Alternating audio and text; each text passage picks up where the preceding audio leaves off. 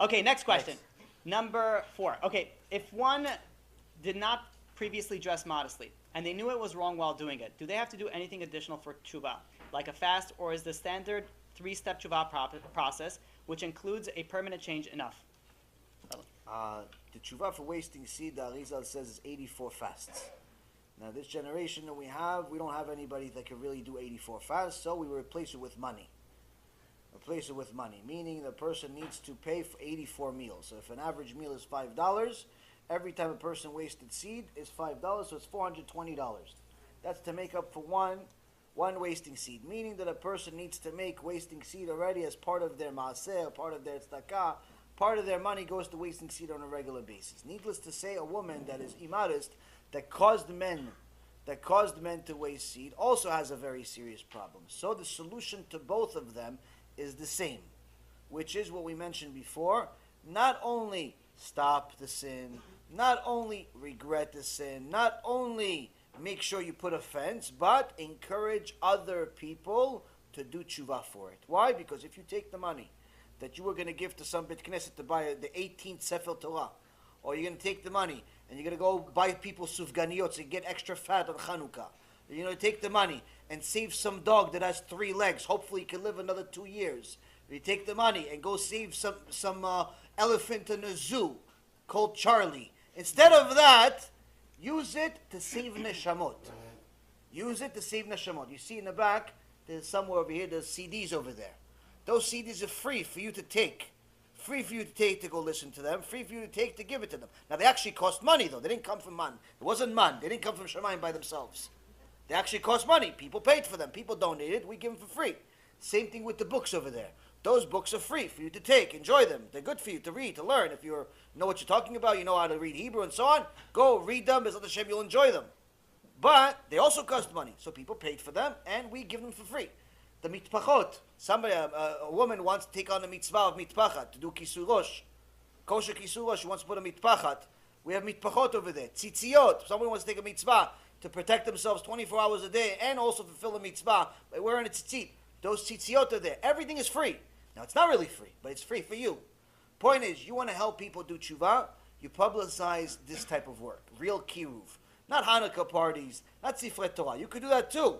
But you have to look at every money that you give as a tzedakah as an investment. It's an investment. What am I going to get more out of this? Okay, so best case scenario with the sufganiyah, he's going to say, wow, these are good sufganiyot this year. And maybe he's going to do bracha. Maybe.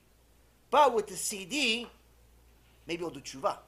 And every single mitzvah that he ever does as a result of this CD will go to my cheshbon and fix my immodesty, fix my wasting seed, and so on and so forth.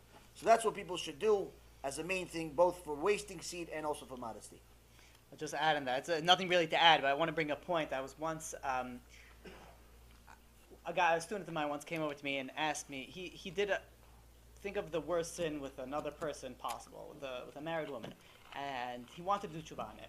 So gave him the 3 basic things. Now we happened to be, I was introducing him to a mikubal, a Kabbalist, and I said, go, ask the Kabbalist, see what he's going to say.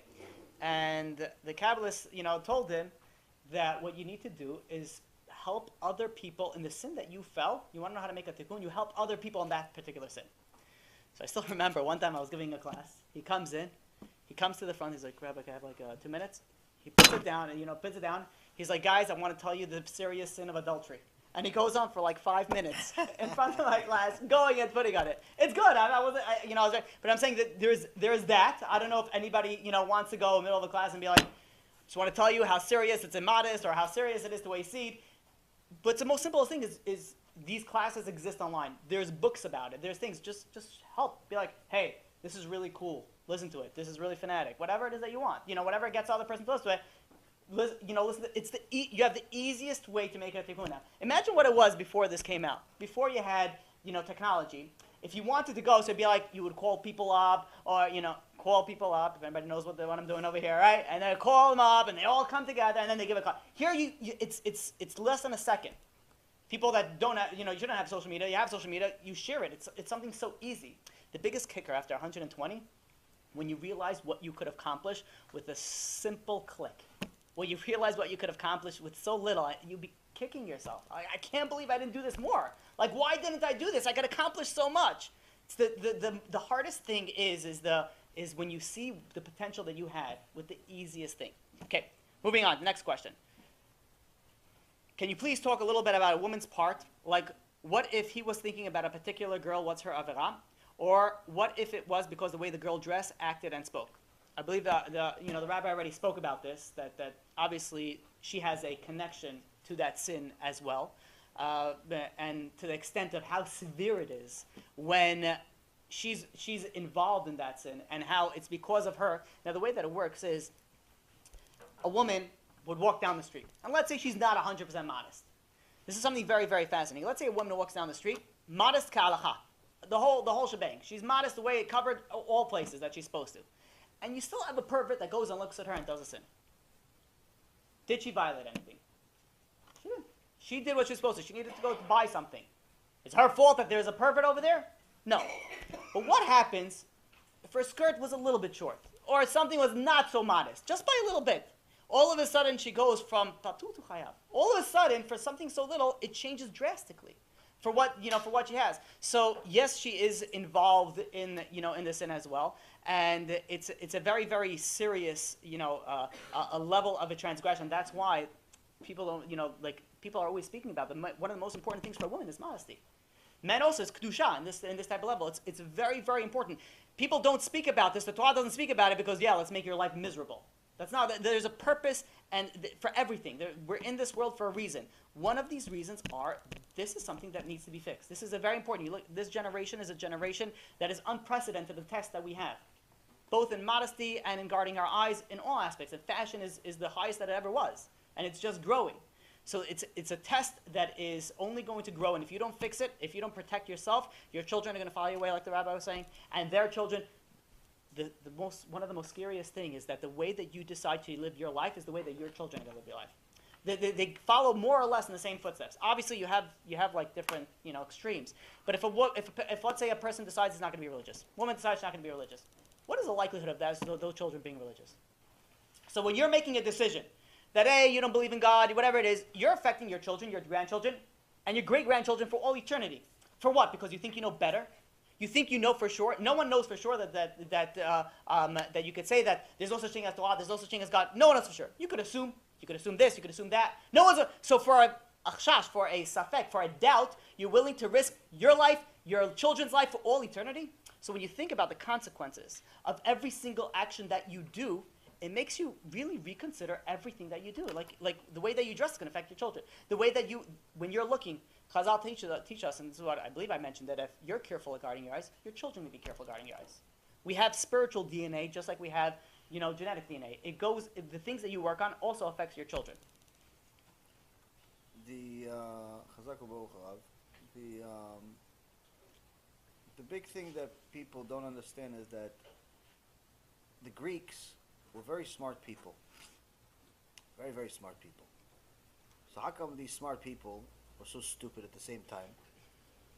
Because they didn't think that HaKadosh Baruch Hu cares about the small stuff.